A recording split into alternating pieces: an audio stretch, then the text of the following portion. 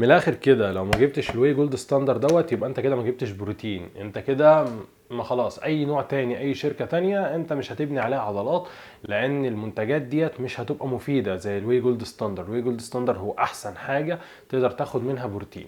الكلام اللي بيتقالك ده هي حاجة تسويقية، اعلان. انت خلاص خدت فكرة دلوقتي ان انا لازم اروح اجيب الواي جولد ستاندرد عشان ابني عضلات، لان هو ده. ولو عرفت ان سعره مثلا 2000 ولا 3000 حتى هتحاول تحوش له وتسيب ابو 1000 او 1000 ونص، لان هو دوت الحلو. واحد زي مثلا جه قالك الكلمة دي، لقيت واحد تاني، لقيت بطل تالت بطل رابع، ده واحد مشهور هو اللي بيقول لي، يبقى اكيد اسمع كلامه. يوسفني اقول لك ان مفيش نوع من انواع المكملات دي مختلف عن بعضها في حاجة غير حاجات بسيطة. يعني الشركة عرفت تسوق لنفسها كويس، وشركة تانية لسه مبتدئة فما سوقتش لنفسها كويس، لكن بصفة أساسية كلهم واحد. طيب يا دكتور، هو انا محتاج فعلا البروتينات دي؟ لا مش محتاجها. انت تقدر تكفي احتياجك من الاكل، مش شرط خالص علشان انا بشوف البطل الفلاني بيشرب السكوب وقدامي وكذا يبقى هو ده بيبني عضلات. انا مش ببني عضلات، بالعكس. انت الاكل، الفراخ دي مليانه فيتامينات، مليانه معادن، مليانه كل حاجه احسن من المكمل ده. المكمل ده حاجه مصنعه، يبقى لازم تكسر الحاجه اللي هم ربوك عليها او علموها لك، ان المكمل الغذائي دوت انا لو جبته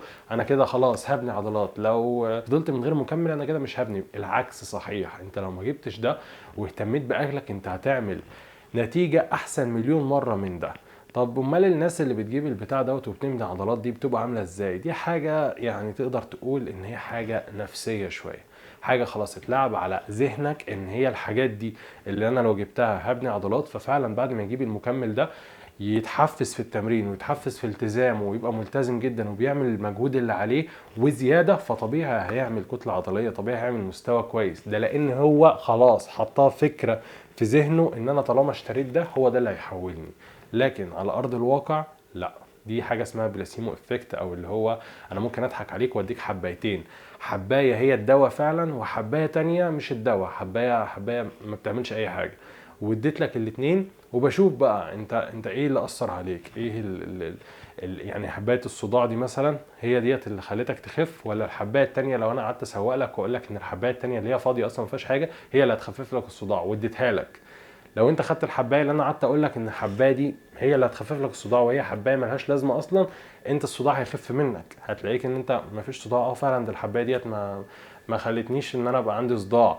ده لان انا حطيت لك الفكره في دماغك لا اكتر ولا اقل. فكذلك الشركات دي بتلعب على كده، ان هي بتحط لك فكره ان انت عشان اشتريت ده فانت هتبني كتله عضليه، فتلتزم تبني كتله عضليه. لكن افتكر ان انا قلت لك لو عندك اكل او لو اهتميت باكلك بالمصادر الطبيعيه هيبقى احسن مليون مره من المكملات الغذائيه. بس ده كان كل الكلام في فيديو النهارده. لو استفدت من الفيديو ما تنساش انك تعمل سبسكرايب، واحلى سلام عليكم.